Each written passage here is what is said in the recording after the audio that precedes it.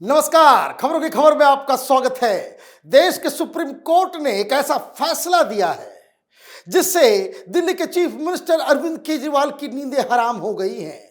कारण यह है कि जो अब तक ईडी के समन्स का निरादर कर रहे थे, उसकी अवहेलना कर रहे थे, बार बार बुलाने के बावजूद वो अपने आप को उपस्थित नहीं कर रहे थे, अब शायद वो करें तो ये सीधे सीधे सुप्रीम कोर्ट के आदेशों की अवहेलना हो जाएगी।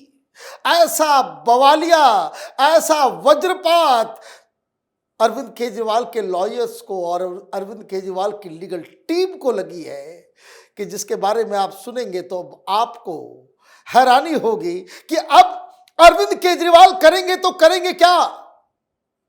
छठा समन दिया गया, नहीं आए, उनको प्रस्तुत होना था, नहीं गए। अब 4 तारीख को फिर बुलाया गया है, लेकिन पिछले समन और इस समन के बीच सुप्रीम कोर्ट का यह फैसला सामने आ गया है और यह फैसला साफ साफ चीख चीख के कह रहा है कि अरविंद केजरीवाल को अब तो जाना ही पड़ेगा। क्या हुआ है? मामला बड़ा ही सिंपल है। जिस तरीके से अरविंद केजरीवाल ईडी के समन्स के साथ आंख मिचौली कर रहे थे, चेन्नई में भी एक ऐसा ही केस था।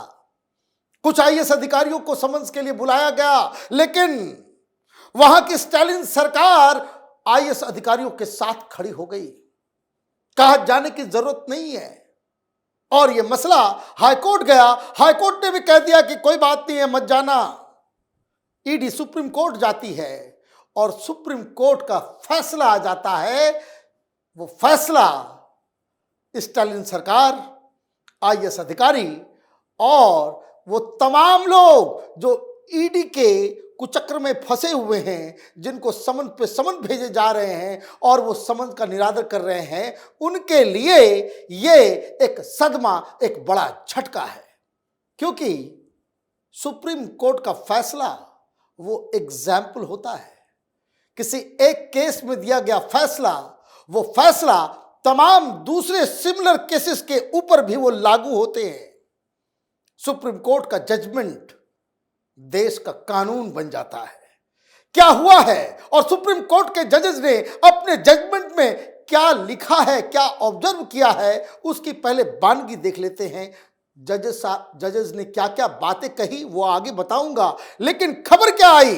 The Supreme Court observed that prima facie a person summoned under section 50 of the Prevention of Money Laundering Act PMLA is required to respect and respond to the summons issued by the Enforcement Directorate ED during a money laundering probe.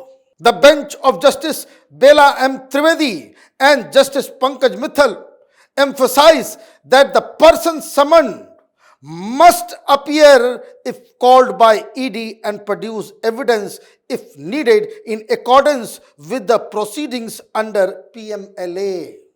ये judgement ये सबके ऊपर लागू होगा, चाहे वो केजरीवाल हो या कोई भी हो, सबके ऊपर ये लागू होगा। जज साहब ने क्या कहा, जजमेंट में क्या लिखा कि अगर ईडी किसी को समन करती है देन ही मस्ट, कोई इफ एंड बट की बात नहीं है। ईडी ने बुलाया है तो आपको जाना पड़ेगा और जो सवाल पूछे जा रहे हैं, जो एविडेंस मांगे जा रहे हैं, वो आपको देना होगा। अगर केस किसी मनी लॉन्ड्रिंग से जुड़ा हुआ है तो ईडी शराब घोटाले में यही तो तहकीकात कर रही है।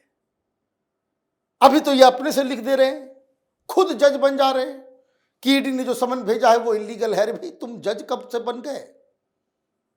आप बहाने बनाते हो कि भाई हम नहीं आ सकते, हम इलेक्शन कैंपेन में बिजी हैं। आप कह देते हो कि नहीं मुझे विपासना करने जाना है। ये अब नहीं चलेगा, क्योंकि अब तो सुप्रीम कोर्ट का आदेश आ गया और यह आदेश किस केस में आया है उसकी डिटेल आप जरा समझ लीजिए। The observation in focus made by the top court today while dealing with a plea of the ED against a Madras High Court order staying the summons issued to 5 of the district collectors in Tamil Nadu in connection with a probe into an alleged sand mining scam. The Tamil Nadu government had challenged the ED summons before the Madras High Court, and a division bench of the High Court had stayed the summons. This interim order was challenged by the ED before the Supreme Court.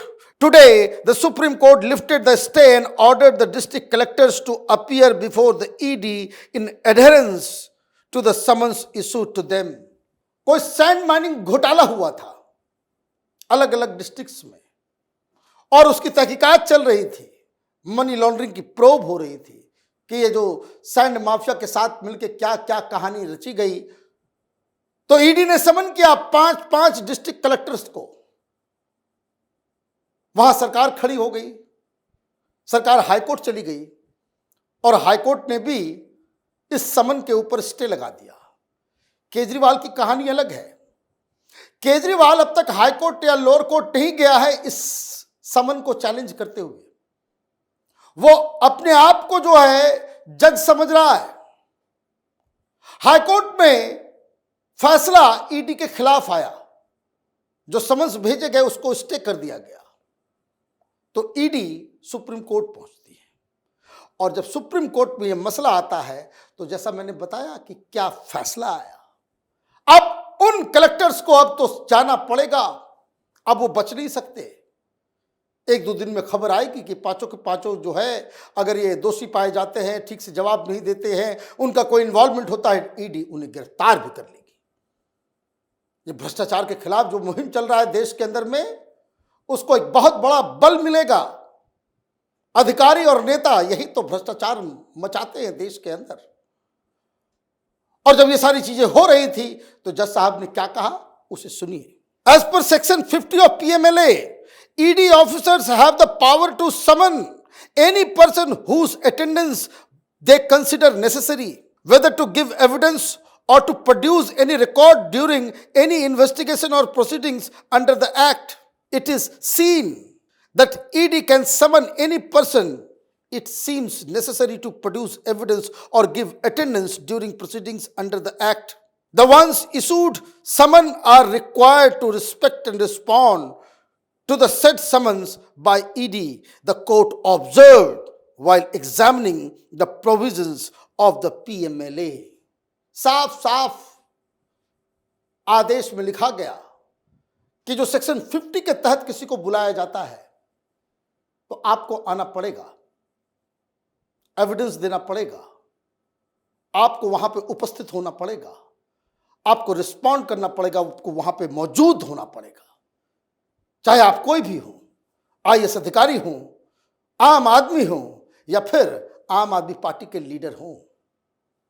तो केजरीवाल अब क्या करेंगे, क्योंकि अब तो ED ने इतना सारा एविडेंस कलेक्ट कर लिया है, और इतने सारे उसको कह सकते कि डिसरिस्पेक्टफुल समन्स का निरादर करने की संख्या अब 8 हो जाएगी 4 तारीख को, अगर ये नहीं जाते हैं तो फिर तो दिक्कत है केजरीवाल के लिए।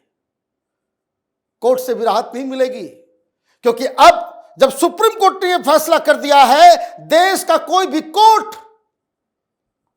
ईडी के समन्स को निरादर करने वाले को सजा देने के लिए मजबूर हो गई। यही फैसला है। मतलब 2 झटके लगेंगे। जो ईडी गई हुई है लॉज एवेन्यू कोर्ट के अंदर कि 3-4 बार हम समन्स भेज रहे हैं, केजरीवाल नहीं आ रहा है, इसके ऊपर 174 के तहत पनिशमेंट का प्रावधान है, वो अब कोर्ट, लॉज एवेन्यू कोर्ट, वो बाध्य हो जाएगा।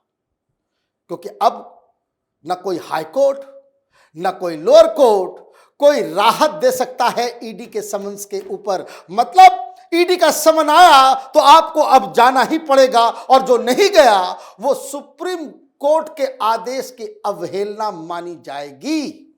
केजरीवाल बुरे फंस गए। कहां से आ गया केस, कहां से आ गया ये, और इतना टाइमली अब तो कोर्ट में जाकर के ईडी बड़े शान से कह सकती कि भाई ये देखिए तो हम देते हैं लेकिन आते नहीं, ये बहानेबाजी करते हैं, हमारे समन्स को इलीगल बता देते हैं, जबकि हमने इनको समन जो है वो पीएमएलए के सेक्शन 50 के तहत हमने भेजा है। सुप्रीम कोर्ट कह रहा है कि भाई उपस्थित होना जरूरी है, आप डिसरिस्पेक्ट नहीं कर सकते समन्स का।